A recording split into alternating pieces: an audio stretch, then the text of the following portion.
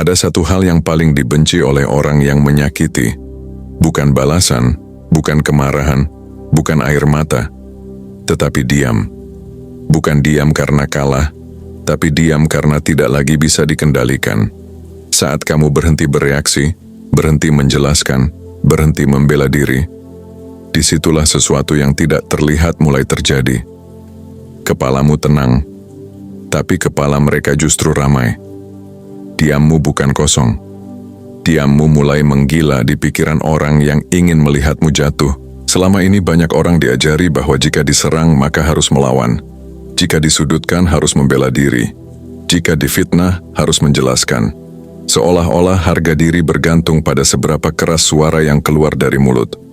Padahal, semakin keras kamu bereaksi, semakin mudah kamu dikendalikan. Dan ironisnya, orang yang menyakiti justru menang saat kamu sibuk membuktikan dirimu. Orang yang menyakiti tidak hidup dari kebenaran. Mereka hidup dari reaksi. Mereka ingin melihat wajahmu berubah, emosimu naik, suaramu bergetar. Mereka ingin memastikan satu hal, bahwa mereka masih punya pengaruh atas dirimu. Maka selama kamu bereaksi, mereka merasa eksis. Selama kamu terpancing, mereka merasa berkuasa. Namun semuanya berubah saat kamu diam. Bukan diam karena tidak mampu bicara, tetapi diam karena kamu memilih untuk tidak turun ke level yang sama. Di momen itu, permainan mereka rusak. Tidak ada umpan yang disambar, tidak ada api yang disiram bensin. Yang tersisa hanyalah keheningan, dan keheningan itulah yang paling mereka takuti. Saat kamu diam, pikiran mereka mulai bekerja sendiri. Pertanyaan muncul tanpa henti. Kenapa dia tidak marah? Apakah aku salah? Apakah aku tidak sepenting itu? Diammu menciptakan ruang kosong, dan ruang kosong selalu diisi oleh ketakutan. Mereka mulai mengisi kekosongan itu dengan asumsi, rasa bersalah, dan kegelisahan yang tidak bisa mereka kendalikan. Di satu sisi, kamu kembali menguasai dirimu. Napasmu lebih tenang, pikiranmu jernih. Di sisi lain, mereka justru kehilangan keseimbangan. Mereka ingin reaksi darimu seperti orang kehausan yang mencari air. Tapi semakin mereka mengejar, semakin mereka sadar bahwa kendali itu sudah tidak ada di tangan mereka lagi. Banyak orang salah paham. Mereka mengira diam itu pasrah. Mengira diam itu kalah. Padahal diam yang lahir dari kesadaran adalah bentuk kekuatan paling tinggi. Kamu tidak membuang energi untuk hal yang tidak bisa kamu kontrol. Kamu tidak menghabiskan waktu untuk membuktikan sesuatu kepada orang yang bahkan tidak berniat memahami. Ada satu hukum batin yang jarang disadari manusia. Kamu hanya benar-benar kuat pada hal-hal yang berada dalam kendalimu. Reaksi emosional bukan kendali, itu refleks. Amarah bukan kekuatan, itu kebocoran energi. Diam yang sadar adalah tanda bahwa kamu telah memilih untuk menjaga wilayah batinmu tetap utuh. Kata-kata bisa dipatahkan, argumen bisa dibantah, amarah bisa dilawan, tapi diam tidak bisa diserang secara langsung. Tidak ada pegangan, tidak ada celah. Maka yang terjadi, pelaku mulai berhadapan dengan dirinya sendiri. Dan bagi banyak orang, itu adalah hukuman paling berat. Ketika kamu diam, kamu berhenti meminta validasi. Kamu tidak lagi bergantung pada pengakuan. Kamu tidak lagi butuh dipahami oleh semua orang. Di titik itu, kamu naik satu level lebih tinggi. Bukan karena kamu merasa lebih hebat, tapi karena kamu tidak lagi ingin mengotori batinmu dengan konflik yang tidak perlu. Dalam kehidupan sehari-hari, di keluarga, pekerjaan, pertemanan, bahkan hubungan, konflik sering bukan soal benar atau salah, tapi soal ego dan kontrol. Dan orang yang paling tenang seringkali justru yang paling ditakuti. Bukan karena mereka berisik, tapi karena mereka tidak bisa dipancing. Pembahasan ini bukan tentang menghindari konflik, dan bukan tentang menjadi dingin tanpa perasaan. Ini tentang memahami kapan bicara hanya akan memperpanjang luka, dan kapan diam justru menyelamatkan martabat. Karena tidak semua pertempuran perlu dimenangkan dengan suara. Ada yang dimenangkan dengan ketenangan. Selanjutnya, kita akan membahas mengapa orang yang menyakiti justru semakin gelisah saat kamu diam. Apa yang sebenarnya terjadi di pikiran mereka, dan bagaimana diam bisa menjadi senjata tanpa melukai siapapun, termasuk dirimu sendiri. Tetap di sini, karena mungkin selama ini kamu salah memahami arti diam. Saat seseorang menyakiti, yang sebenarnya mereka cari bukan kemenangan. Mereka mencari respons. Reaksi emosional adalah bukti bahwa kata-kata atau tindakan mereka berhasil menembus batas batinmu. Tanpa respons, mereka merasa tidak terlihat. Maka menyakiti seringkali bukan tentang kamu, tapi tentang kebutuhan mereka untuk diakui keberadaannya. Banyak orang tidak sadar bahwa dorongan menyakiti lahir dari kekosongan internal. Ada kegelisahan yang tidak selesai, ada harga diri yang rapuh, ada kebutuhan untuk merasa lebih tinggi dengan cara menjatuhkan orang lain. Saat mereka memancing emosimu, yang mereka cari sebenarnya adalah penenang bagi kegelisahan mereka sendiri. Ketika kamu terpancing dan bereaksi, ada kepuasan sesaat di dalam diri mereka. Bukan karena mereka benar, tetapi karena mereka merasa berpengaruh. Reaksimu memberi mereka ilusi kendali. Dalam momen itu, posisi berbalik. Bukan kamu yang memilih, tapi kamu yang digerakkan. Namun saat kamu memilih diam, pola itu terputus. Tidak ada konfirmasi. Tidak ada validasi, tidak ada bahan bakar. Yang tersisa hanyalah keheningan yang memaksa mereka melihat ke dalam diri mereka sendiri. Dan itulah momen paling tidak nyaman bagi orang yang terbiasa hidup dari reaksi orang lain. Diam membuat mereka mempertanyakan ulang identitas mereka. Jika tidak ada yang terpancing, maka untuk apa mereka menyerang? Jika tidak ada yang tersentuh, apakah mereka masih berarti? Saat kamu terus memilih diam, sesuatu yang lebih dalam mulai terjadi. Bukan lagi di permukaan hubungan, tetapi di lapisan psikologis yang jarang disadari. Diam bukan hanya menghentikan konflik, diam mengubah arah kekuatan. Energi yang biasanya terseret keluar, kini kembali ke dalam dirimu. Di momen ini, tubuh dan pikiranmu berhenti berada dalam mode bertahan. Napas menjadi lebih teratur, pikiran tidak lagi sibuk menyusun pembelaan, dan emosi tidak lagi berlomba mencari jalan keluar. Diam yang sadar memberi ruang bagi kejernihan. Kamu mulai melihat situasi apa adanya, bukan sebagaimana emosimu menginginkannya. Sementara itu, di sisi lain, ketenanganmu menciptakan tekanan yang tidak terlihat. Orang yang menyakiti mulai merasakan ketidakseimbangan. Mereka terbiasa mengendalikan ritme emosi orang lain, dan kini ritme itu tidak bisa mereka sentuh. Ketika kontrol hilang, kecemasan muncul. Mereka mulai mengulang kejadian di kepala mereka sendiri. Kata-kata yang pernah diucapkan diputar ulang. Nada suara, ekspresi wajah, bahkan detail kecil yang dulu dianggap sepele, kini menjadi sumber pertanyaan.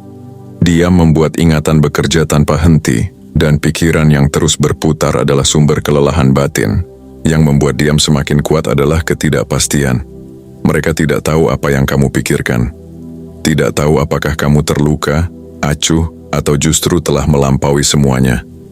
Ketidakpastian ini memakan energi, karena manusia secara alami ingin kepastian untuk merasa aman. Pada tahap ini, banyak orang mulai melakukan kesalahan. Mereka menebak-nebak isi kepalamu dan memperlakukannya sebagai kebenaran. Ada yang mulai merasa bersalah berlebihan, ada yang justru merasa terancam, ada pula yang berusaha memutar balik cerita agar tetap merasa benar. Semua itu lahir dari satu hal, ketidakmampuan menerima keheningan. Diam juga menguji kedewasaan batin. Orang yang matang akan menggunakan diam sebagai momen refleksi. Orang yang rapuh akan melihat diam sebagai ancaman. Dari reaksi mereka terhadap diammu, kamu bisa melihat dengan jelas siapa mereka sebenarnya, tanpa perlu bertanya apapun. Semakin lama kamu konsisten dalam ketenangan, semakin jelas perbedaan itu terlihat. Kamu tidak perlu menyerang untuk mengetahui karakter seseorang. Diam sudah cukup membuka topeng yang selama ini tersembunyi di balik kata-kata dan sikap. Di titik ini, kamu mulai memahami bahwa diam bukan sekadar strategi menghadapi orang lain. Diam adalah latihan penguasaan diri. Sebuah cara untuk melatih batin agar tidak reaktif, tidak tergesa, dan tidak mudah digerakkan oleh emosi sesaat. Dan ketika penguasaan diri itu terbentuk, hubungan kekuatan berubah sepenuhnya. Kamu tidak lagi bereaksi terhadap dunia, tetapi memilih bagaimana meresponsnya. Inilah saat di mana diam tidak hanya menggila di kepala orang yang menyakiti, tetapi juga membangun keteguhan di dalam dirimu sendiri. Diam menjadi balasan yang menyakitkan karena ia tidak memberi apa yang diharapkan. Orang yang menyakiti selalu datang dengan satu tujuan tersembunyi, yaitu mendapatkan dampak emosional. Entah itu amarah, kekecewaan, atau pembelaan, semua reaksi adalah bukti bahwa mereka berhasil menekan tombol batinmu. Ketika diam hadir, tujuan itu gagal total. Tidak ada yang lebih menyakitkan bagi ego selain diabaikan secara sadar. Bukan diabaikan karena tidak mampu, tetapi karena dianggap tidak layak mendapat energi. Diam menyampaikan pesan tanpa kata, keberadaanmu tidak cukup penting untuk mengganggu ketenanganku. Bagi ego yang haus pengaruh, ini adalah pukulan langsung. Balasan dengan kata-kata masih memberi ruang bagi perlawanan. Mereka bisa membantah, memutar logika, atau menyerang balik. Tapi diam menutup semua pintu itu. Tidak ada medan untuk bertarung. Dan ketika seseorang tidak diberi medan, mereka terpaksa bertarung sendirian di dalam pikirannya sendiri. Diam juga merampas kesempatan untuk mengendalikan narasi. Orang yang menyakiti sering ingin mengatur bagaimana cerita berjalan. Siapa korban, siapa pelaku, siapa yang terlihat benar.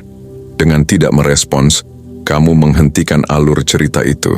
Tanpa lawan bicara, narasi kehilangan arah dan mulai runtuh. Yang membuat diam semakin menyakitkan adalah konsistensinya. Satu kali diam mungkin dianggap kebetulan. Tapi diam yang berulang menunjukkan keputusan. Keputusan untuk tidak lagi terlibat. Keputusan untuk tidak lagi memberi akses. Disinilah mereka sadar bahwa kamu tidak sekadar menahan diri, tetapi benar-benar telah menarik batas.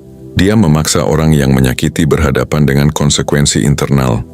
Tanpa reaksi dari luar, semua emosi yang mereka lemparkan kembali ke diri mereka sendiri. Amarah tidak tersalurkan, kekecewaan tidak terlegakan, dan kegelisahan tidak menemukan jalan keluar. Semua itu berputar di dalam menjadi beban yang mereka ciptakan sendiri. Bagi sebagian orang ini terasa lebih menyakitkan daripada dibalas dengan keras. Karena balasan keras masih memberi ilusi hubungan. Diam justru menandakan jarak, dan jarak adalah hal yang paling ditakuti oleh mereka yang hidup dari pengaruh emosional. Di titik ini, diam bukan lagi sekadar sikap pasif. Diam berubah menjadi pernyataan paling tegas. Tanpa kekerasan, tanpa kata kasar, tanpa pembelaan, hanya ketenangan yang tidak bisa ditembus. Dan bagi orang yang terbiasa menguasai lewat emosi, ketenangan seperti ini terasa kejam. Inilah sebabnya mengapa diam sering dianggap dingin, sombong, atau kejam oleh mereka yang menyakiti. Bukan karena diam itu salah, tetapi karena diam menghancurkan mekanisme lama yang selama ini mereka gunakan untuk merasa berkuasa. Pada akhirnya, diam bukan tentang siapa yang benar dan siapa yang salah. Diam adalah tentang memilih untuk menjaga wilayah batin tetap utuh. Ketika kamu berhenti bereaksi, kamu berhenti memberi akses. Dan saat akses tertutup, orang yang menyakiti kehilangan satu-satunya alat yang mereka miliki. Kendali atas emosimu. Diam bukan berarti menekan luka atau berpura-pura kuat. Diam adalah keputusan sadar untuk tidak menambah luka baru. Kamu tidak menyangkal perasaanmu, kamu hanya tidak menyerahkannya kepada orang yang salah. Ada perbedaan besar antara memendam dan menguasai. Dan diam yang sadar lahir dari penguasaan diri. Orang yang menyakiti akan terus terganggu oleh diammu selama mereka masih bergantung pada reaksi orang lain. Bukan karena kamu berniat membalas, tetapi karena ketenanganmu memaksa mereka menghadapi apa yang selama ini mereka hindari.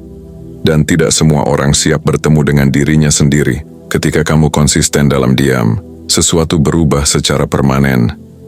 Kamu tidak lagi menjadi pusat konflik, tapi pusat kendali.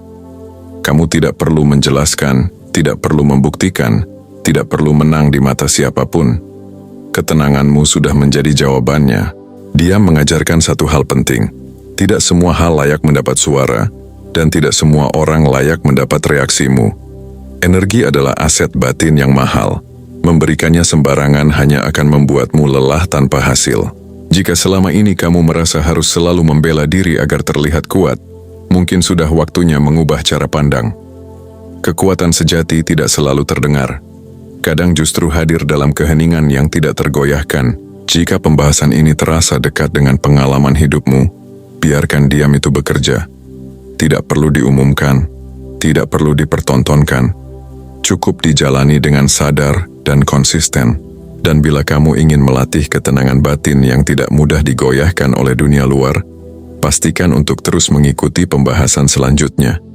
Karena di tengah dunia yang semakin bising, ketenangan bukan lagi pilihan tambahan, ia adalah kebutuhan.